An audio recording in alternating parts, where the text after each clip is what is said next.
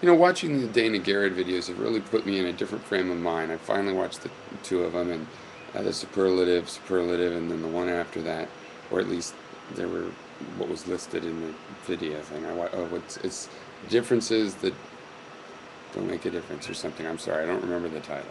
But I watched those two videos, and it's put me in this frame of mind now also about Professor Anton. For first, Professor Anton, I like you too, and I'm sorry too. But here's the thing. If you don't see the relationship between my characterizations of what you've said and what you've said, it's an intelligence thing. You just don't get it. It doesn't really matter to me if you decide to reply or not.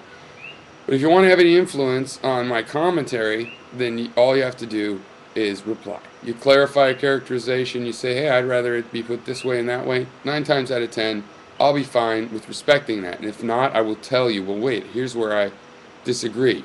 You know, for example, if you say you're not aggrandizing human beings, DanaGarrett is aggrandizing human beings, okay? You were endorsing that. End of story. You don't get it. It doesn't represent you because there's some other subtle thing where you get to aggrandize human beings and it doesn't count as that, or something else that makes it okay to aggrandize human beings. Don't you understand? I can analyze something like that in isolation. You want me to analyze the holistic approach to your philosophy, what it all means together? That ain't the way I do it. You know, I check to see where the toxic ingredients are in the recipe, and then I'll criticize it based on that.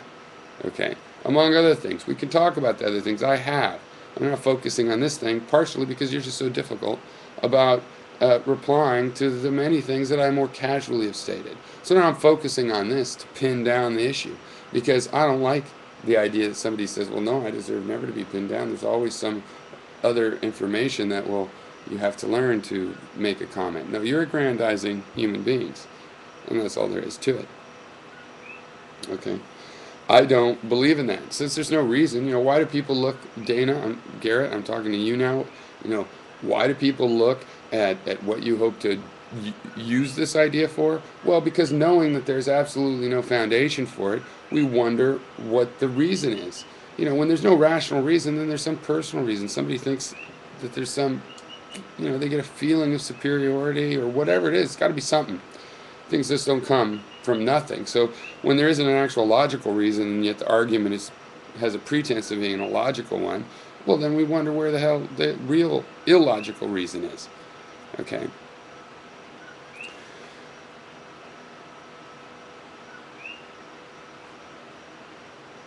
I, I don't have to, I don't have, you know, if this is just urging us to use our human gifts, I don't understand, you know, the point of that at all. But if you want to believe in humanity, then, you know, I think a little bit of humility in our ability to be, you know, humble. And I want to add about this word to be. I have an idea of to be. It's bullshit. It's an error. There's no such thing as being except for as a lossy optimization that we do to make thinking simpler. You know, we think in terms of to be and things existing, so we can pretend there's something unchanging so that it's easier to think about. It's easier to think about it that way. Okay?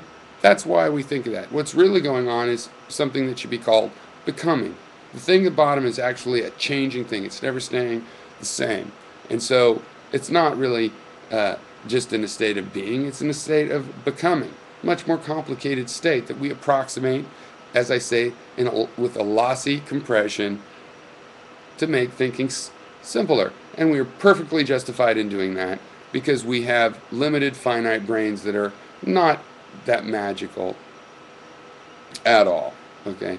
And I don't think there's any particular thing that you wouldn't find some other creature showing in a narrow field more, you know, more superlative behavior.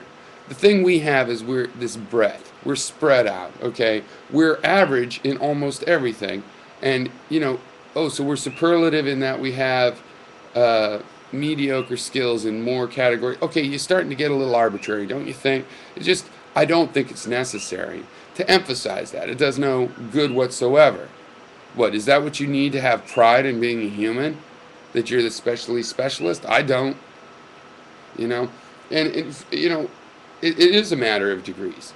You know, we write language. Yes, well, bears scratch on trees. Cats make signs of themselves. Those are also symbols. Those are symbols. Oh, no, it's not the same thing. Why? It is symbolic behavior. It's a sign.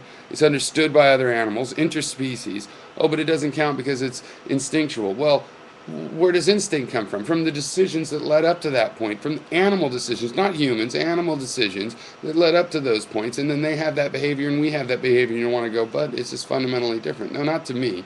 It's different in kind, by steps and increments.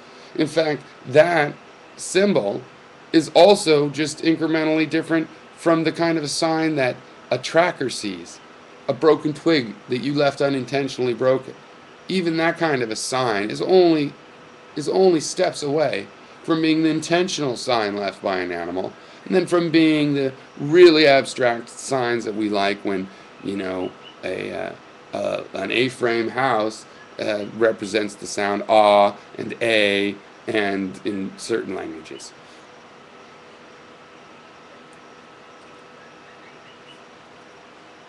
Now that I've seen those videos, I know that nobody was mischaracterized in the making of those videos.